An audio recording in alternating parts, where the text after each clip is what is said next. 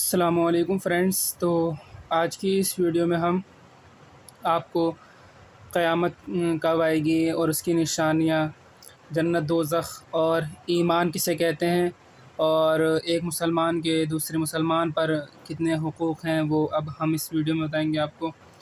تو قیامت کا دن، ہر چیز کو فنا ہونا، یہ ہم سبھی جانتے ہیں۔ اللہ تعالیٰ حضرت اسرافیل علیہ السلام کو حکم دے گا اور حضرت اسرافیل علیہ السلام سور میں پہلی بار ایک پھونک ماریں گے جس سے ہر چیز فنا ہو جائے گی۔ پھر دوسری بار سور پھونکیں گے جس سے تمام مردے اپنی اپنی قبروں سے اٹھنے لگیں گے اور میدان محشر میں جمع ہوں گے۔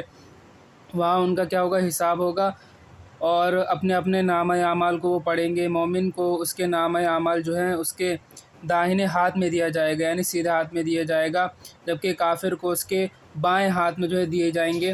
اور وہیں پر وہیں میزان ہوگا، پل صراط ہوگا۔ پل صراط کیا ہے؟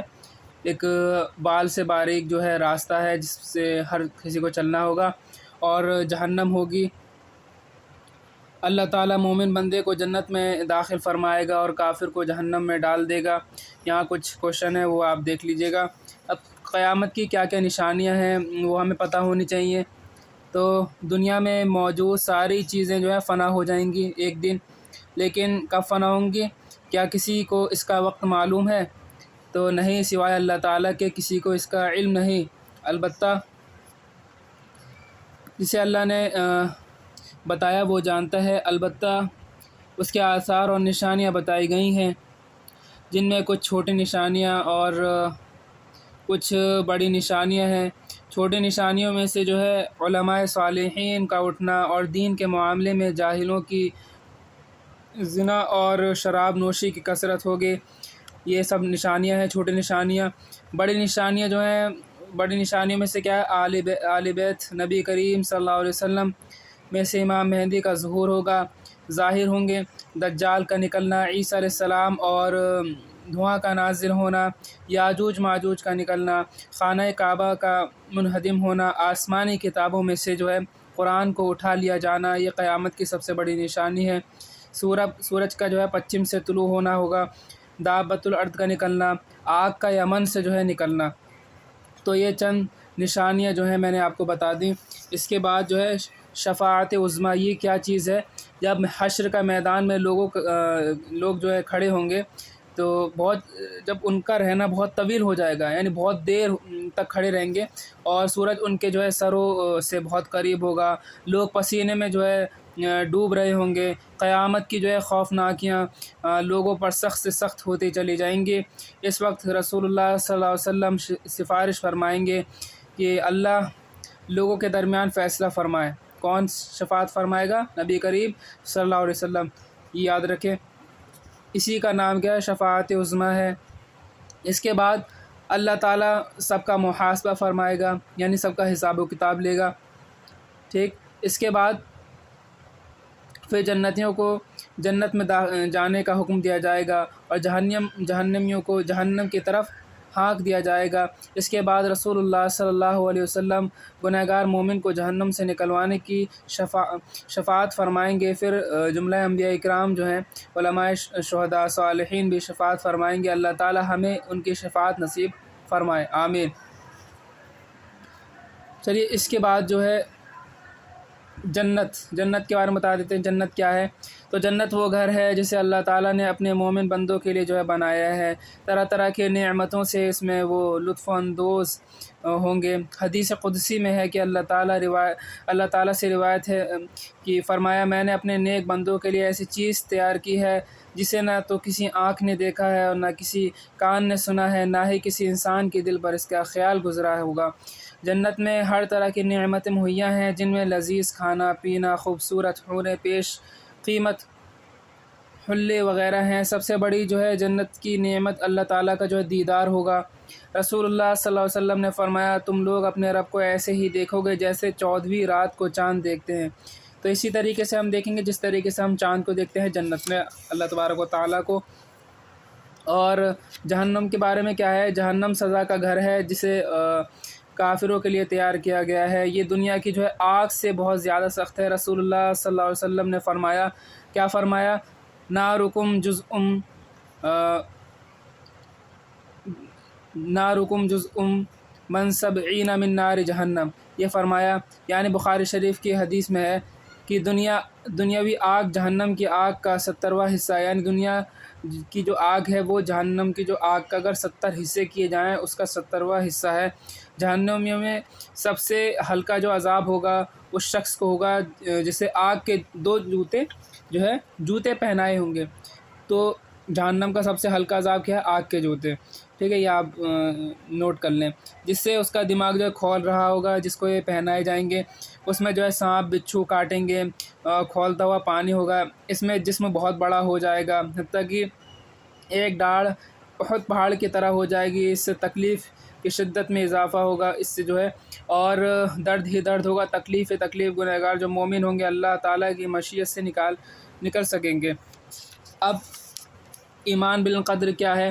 ساری چیزیں اللہ تعالیٰ ہی پیدا کردہ ہیں، اور اللہ کی قدرت سے جو ہے قدرت سے ہی ساری چیزیں پیدا ہوئی ہیں۔ تو ساری چیزیں کس کی قدرت سے پیدا ہوئی ہیں؟ اللہ تبارک و تعالیٰ کی قدرت سے پیدا ہوئی ہیں۔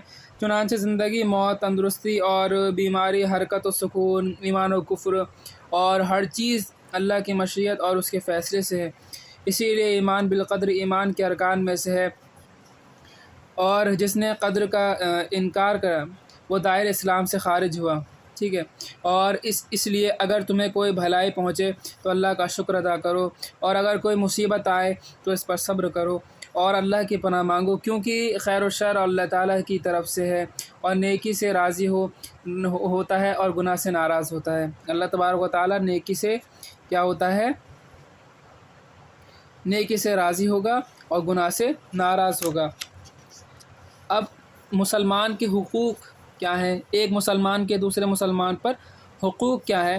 تو اس میں دیکھیے میں آپ کو ایک ایک کر کے بتاؤں گا، آپ اس کو نوٹ کرتے رہیں اور آپ کو پتہ ہونی چاہیے باتیں۔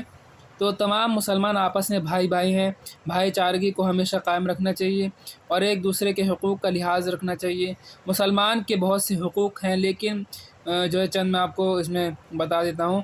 دیکھیے پہلا حقوق کیا؟ سب سے پہلا جو حق ہے ایک مسلمان کا دوسرے مسلمان پر، وہ یہ ہے کہ ایک مسلمان بھائی جب دوسرے مسلمان بھائی سے ملے تو السلام علیکم ورحمۃ اللہ وبرکاتہ کہے۔ کیا کہے؟ السلام علیکم ورحمۃ اللہ وبرکاتہ، جب کوئی مسلمان دوسرے مسلمان سے ملے۔ دوسری چیز، ہر ایک دوسرے کی دعوت کو قبول کرے، یعنی کسی نے اب دعوت میں بلایا کہ شادی وغیرہ کی دعوت میں، تو آپ قبول کریں، ٹھیک ہے، یہ نہیں کہ منع کر دیں۔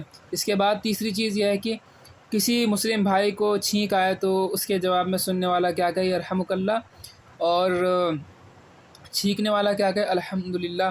اور جب الحمدللہ کہنے کے بعد سننے والے نے یرحمک اللہ کہہ دیا تو جو چھینک رہا ہے وہ کیا کہے؟ یہدیکم اللہ۔ اور جب کسی مسلمان کو نصیحت کریں تو اچھی نصیحت کریں، ٹھیک ہے، بری نصیحت نہ کریں۔ کوئی مسلمان بیمار ہو تو اس کی عیادت کو جائیں، جب کوئی مسلمان بیمار ہو جائے آپ کے پڑوس میں تو اس کی عیادت کے لیے جائیں۔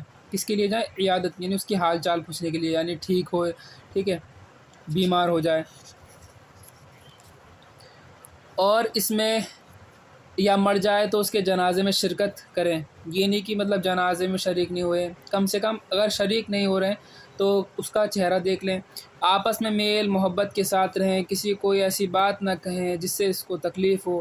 دینی بات کے علاوہ کسی سے 3 دن تک بات چیت بند نہ کریں، یعنی کوئی کسی لوگ میں مطلب کیا ہے 3 دن سے زیادہ اگر بات چیت نہیں ہو رہی ہے تو ان میں کیا ہے صلح کرائیں، ہے نا، 3 دن سے زیادہ بات چیت بند نہ کریں۔ اس کے بعد ایک شخص کی بات دوسرے تک پہنچا کر دونوں کے مابین اختلاف نہ ڈالیں، کیونکہ سرکار دو عالم صلی اللہ علیہ وسلم نے فرمایا لا يدخل الجنت نمام، جنت میں چغل خور نہ جائیں گے۔ کیا فرمایا؟ یعنی ایک کی بات دوسرے کو نہیں پہنچانا چاہیے، یعنی ایک کی برائی دوسرے کو نہیں کریں کہ وہ ایسا ہے، یہ ایسا ہے، اس میں یہ برائیاں ہیں۔ تو اس کے بارے میں نبی کریم صلی اللہ علیہ وسلم نے فرمایا لا يدخل الجنت نمام، یعنی جنت میں چغل خور جو ہے نہ جائیں گے، یعنی چغلی کرتے ہوں گے ایک دوسرے کی۔ اب سلام کے جو چند آداب ہیں وہ دیکھیں تو مسلم بھائی جب دوسرے مسلم بھائی سے ملے تو فوراً سلام کریں، اس کے بعد ہاتھ ملائے، یعنی پہلے ہاتھ نہ ملائے، پہلے سلام کرے، اس کے بعد اور جب جدا ہوں تو پہلے السلام علیکم ورحمۃ اللہ وبرکاتہ کہیں، اور کہ یہ کیا ہے، سنت ہے۔ اس کے بعد مصافحہ کرنا بھی سنت، پہلے سلام کریں اس کے بعد مصافحہ کریں۔ سلام کرنا اگرچہ سنت ہے لیکن اس کا جواب دینا واجب ہے۔ سلام کرنا کیا ہے، سنت ہے، اور اس کا سلام کا جواب دینا کیا ہے، واجب ہے۔ سمجھ میں آ گیا؟ سلام کرنا سنت ہے، سلام کا جواب دینا واجب ہے، اور اس میں کیا ہے، جواب میں آپ کو اس طریقے سے کہنا ہے، وعلیکم السلام ورحمۃ اللہ وبرکاتہ آپ کو کہنا ہے۔ بہت ہی اچھا ہے، اور چھوٹا بڑے کو، کھڑا ہوا بیٹھے کو، اور سوار پیدل چلنے والے کو سلام کریں۔ یہ چیزیں ہم کو یعنی پتہ ہیں لیکن ہمیں دھیان میں رکھنی ہے۔ البتہ فاسق، معلن، بد مذہب، قادیانی، رافضی وغیرہ جیسے لوگوں کو ہرگز سلام نہ کریں۔ یعنی بد مذہب ہے یا فاسق معلن ہے، کھلم کھلا گناہ کرنے والا ہے، یا قادیانی ہے یا رافضی ہے، ان لوگوں کو آپ سلام نہ کریں۔ ہاں، استنجا کرنے والے، پانی پینے والے، کھانا کھانے والے لوگوں کو سلام کرنا سنت نہیں، یعنی اگر یہ لوگ کوئی ٹوائلٹ وغیرہ میں ہے، یا کوئی کھانا کھا رہا ہے، یا کوئی پانی پی رہا ہے، تو ان لوگوں کو سلام نہ کریں۔ اگر سلام کر بھی لے تو ان پر سلام کا جواب دینا واجب نہیں۔ اگر کسی نے ان کو سلام بھی کر دیا، کسی نے باہر سے سلام کر دیا، ٹوائلٹ میں آواز آ گئی، تو اس کا جواب نہ دیں۔ یہی حکم یہ ہے کہ کوئی اگر مؤذن اذان پڑھ رہا ہے، کسی نے پیچھے سے آگے سلام کر دیا نام لے کر، السلام علیکم مؤذن صاحب، تو اس میں جو ہے آپ کو جواب بھی نہیں دینا ہے۔ ایسا نہیں کرنا کہ اذان کے بیچ میں جواب دے دیا، نہیں، آپ کا جواب دینا کیا ہے، واجب ہی نہیں ہے۔ اب والدین کے بارے میں کیا ہے، ماں باپ کے ساتھ محبت سے پیش آنا، یہ ان کے حقوق ہیں، ان کی اطاعت و عزت کرنا ہمارے اوپر لازم و ضروری ہے۔ ان کے سامنے ہمیں ایسی بات کرنی چاہیے جو ان کو کیا ہے، پسند ہو، کوئی بری بات نہ کہیں جو ان کو ناپسند ہو، ٹھیک ہے، اور ان سے کوئی ایسی بات ہرگز نہیں کہنی چاہیے جو ان کو ناپسند ہو، یہ ہمیں دھیان میں رکھنا ہے۔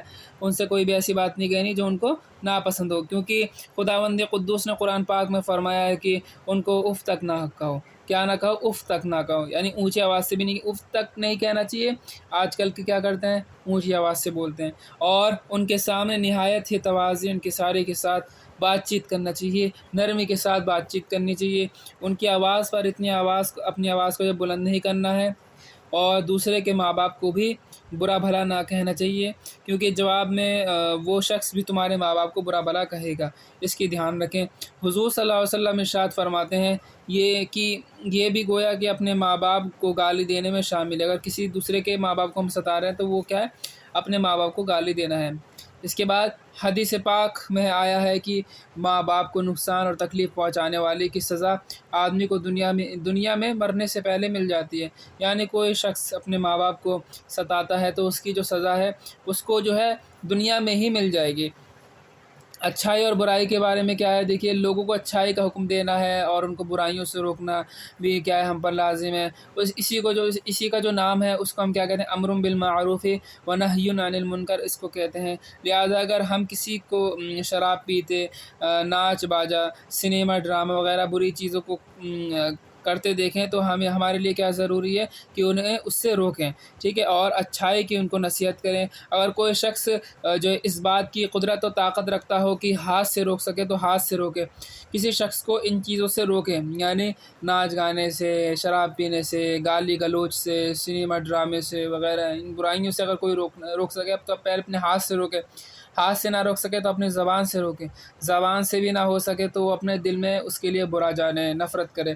اس کے بعد تو امر بالمعروف و نہی عن المنکر عبادت اور امت محمدی کی نشانی میں بھی ہے۔ دیکھیے، عبادت بھی ہے یہ، کسی کو اچھائی کی طرف بلانا، برائی سے منع کرنا، اور دیکھو اس کام کو ہمارے سلف صالحین یعنی بزرگوں نے اچھی طرح اس کو انجام دیا۔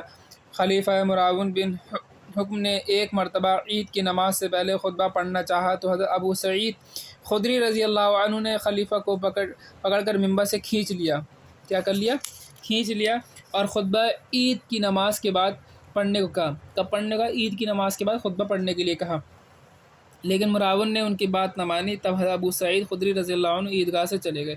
تو وہ کہاں چلے گئے، عیدگاہ سے جو ہے چلے گئے۔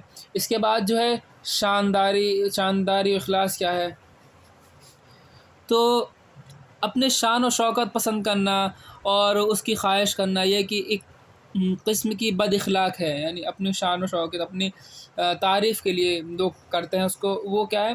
بد اخلاقی ہے۔ یہ چیز لوگوں کو خداوند قدوس کی بندگی سے روکتی ہے اور دل کے اندر کینہ، کپٹ پیدا کرتی ہے۔ یہ چیز جو ہے انسان کے لیے کیا ہے؟ بکریوں کے درمیان بھوکے بھیڑیے سے بھی زیادہ مضر اور نقصان دہ ہے۔ مسلمان بندے کو ہر کام اخلاص کے ساتھ کے لیے اخلاص کے ساتھ کرنا چاہیے۔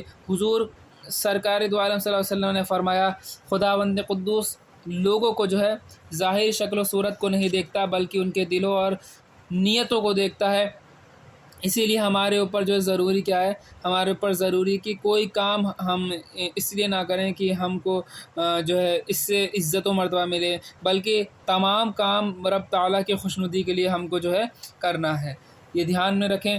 اس کے بعد ریاکاری کیا ہے؟ دکھاوا جس کو کہتے ہیں۔ دیکھیے ریاکاری کسے کہتے ہیں؟ لوگوں کی خوشنودی اور دکھاوے کے لیے جو عبادت کی جاتی ہے اس کو ریاکاری ہم کہتے ہیں۔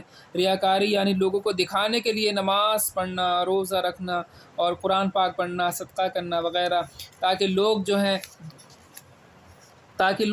تعریف کریں۔ بہت بڑا یہ سب کیا ہے؟ بہت بڑا گناہ ہے، لہٰذا ایسے کرنے والے کو اس کے عمل کا کچھ ثواب نہ ملے گا بلکہ الٹا گناہ ہوگا۔ قیامت کے دن